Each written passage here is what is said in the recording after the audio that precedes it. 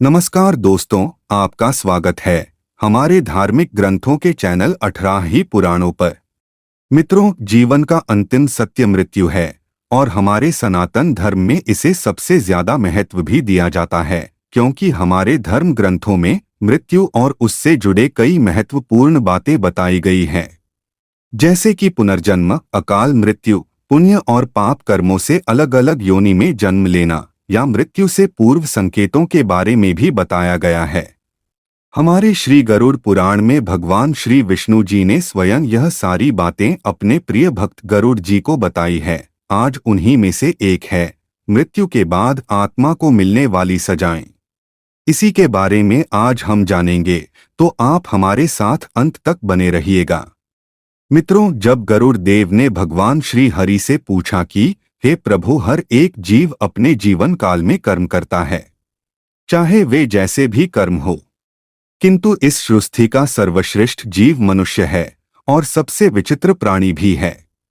आपने मुझे हमेशा मार्गदर्शन किया, परंतु आप मुझे मनुष्य द्वारा किए जाने वाले कर्मों के फल स्वरूप में कौन कौन सी सजाएं दी जाती है, कृपया इसका वर्णन करें।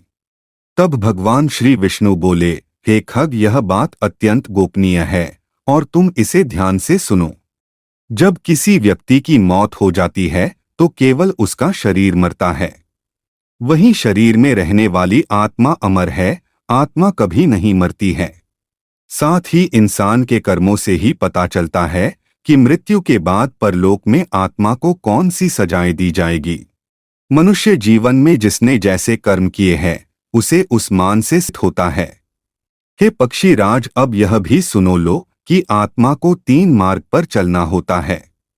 सभी मार्ग से गुजरने वाली आत्माओं को कुछ समय के लिए अलग अलग लोक में रहना होता है, जिसके बाद उसे मृत्युलोक में प्रवेश दिया जाता है। इन आत्माओं को उसके बाद यहीं पर जन्म लेना और यहीं मरकर पुनः जन्म लेना होता है।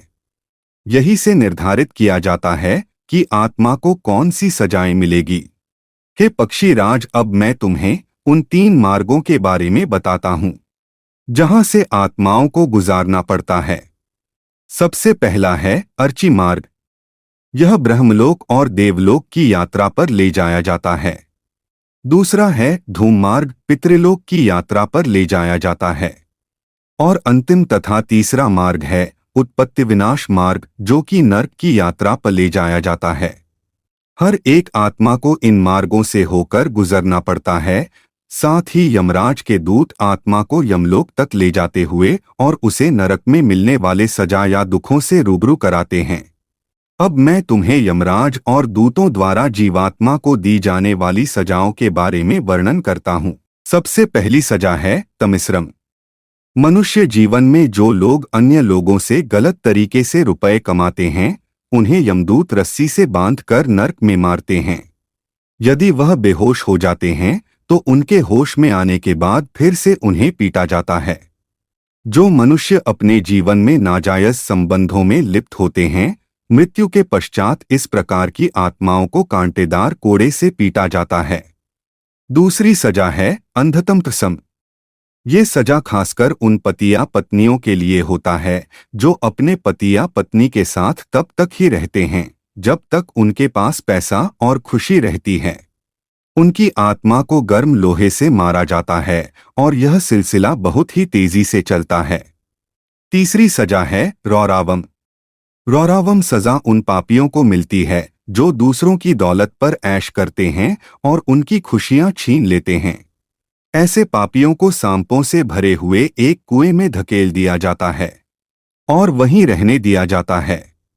चौथी सजा है कुंभिपाकम। यह उन पापियों मिलती है जो अपनी स्वार्थ के लिए जीवों को मारते हैं। ऐसे दुष्टों को बड़े बर्तन में गरम तेल डालकर तला जाता है। पांचवी सजा है कालासूत्रम। ये सजा उनके लिए होती है जो अपने बड़े बुजुर्गों का सम्मान नहीं करते। इन पापियों को नरक की आग में डुबाया जाता है और ऐसा तब तक किया जाता है जब तक उनकी खाल न निकल जाए। छठी सजा है असितापत्रम। ये सजा उनके लिए है जो अपने काम को सही से नहीं करते और उनकी लापरवाही से किसी और को भुगतना पड़ता है। ऐसे लोगों के शरीर को नुकीले धार वाले चाकू से गोंद दिया जाता है और फिर कोड़े बरसाए जाते हैं। 7वीं सजा है अंधकूपम। ये उन लोगों के लिए होता है जो बुरे स्वभाव के होते हैं और उनको अच्छे लोगों को परेशान करने और सताने में बहुत मजा आता है। इसमें पापियों को ऐसे कुएं में डाल दिया जाता है जिसमें कई खतरनाक जानवर होते हैं और उनकी आत्मा को रुंधकर मारते हैं। 8वीं सजा है तप्त मूर्ति। जो लोग सोने या अन्य किसी धातु को चुराते हैं उन्हें नरक की गर्म आग में जला दिया जाता है। अगली सजा है कृमि भोजन। ऐसे लोग जो दूसरों को बस स्वार्थ के लिए इस्तेमाल करते हैं, ऐसे लोगों को नरक में कीड़े और सरीसृपों के भोजन के रूप में सजा दी जाती है। 9वीं सजा है सलमाली। ऐसे लोग जो अपने पति या पत्नी के अलावा किसी और के साथ शारीरिक संबंध बनाते हैं, नरक में उनके अंगों में जलता हुआ गर्म लोहा डाल दिया जाता है और यमदूत बुरी तरह पीटते हैं। 10वीं सजा जो सबसे कठिन होती है वह है वैतरणी नदी को पार कराना। ऐसे शासक जिन्होंने अपने पद का गलत उपयोग किया है उन्हें इस खून मांस की नदी से होकर गुजरना पड़ता है। ऐसा माना जाता है कि ये सबसे खतरनाक सजा है। इस वैतरणी नदी में मानव शरीर, उनकी खोपड़ियां, कंकाल और खून और कई गंदी चीजें पड़ी रहती हैं। इसमें लोगों को ये सारी चीजें खानी भी पड़ती हैं। 11वीं सजा है पुयोदुकम। ऐसे मर्द जिन्होंने महिलाओं के साथ संभोग किया हो और उन्हें धोखा देकर छोड़ दिया हो, उन्हें नरक में जानवर समझा जाता है और मलमूत्र भरे इस कुएं में डाल दिया जाता है। 12वीं सजा है अविची। ये नरक उनके लिए है जिन्होंने झूठी कसम खाई हो या झूठी गवाही दी हो। उन लोगों के शरीर में आग लगाकर ऊंचाई से फेंक दिया जाता है। वो लोग सतह पर पहुंचने से पहले ही राख हो जाते हैं। अगली सजा है राक्षसो भोजन। ऐसे लोग जिन्होंने जानवरों की बलि दी हो और उसके बाद उनका मांस खाया हो, उन्हें इस नरक में लाया जाता है। जितने जीवों को पापियों ने मारा होता है वो सारे यहाँ उपस्थित होते हैं और उनको चीर कर खा जाते हैं। हे पक्षी राज, इन प्रकार की सजाएं यम देवता और उनके दूत जीवात्मा को देते हैं। इसीलिए हर प्राणी धर्म की राह पर चलकर मोक्ष की प्राप्ति करनी चाहिए। तो दोस्तों, उम्मीद है आपके यह जानकारी अच्छी लगी हो। वीडियो लाइक और चैनल को सब्सक्राइब करना न भूलिए। कमेंट में जय श्री कृष्ण अवश्य लिखें। आप सभी का धन्यवाद।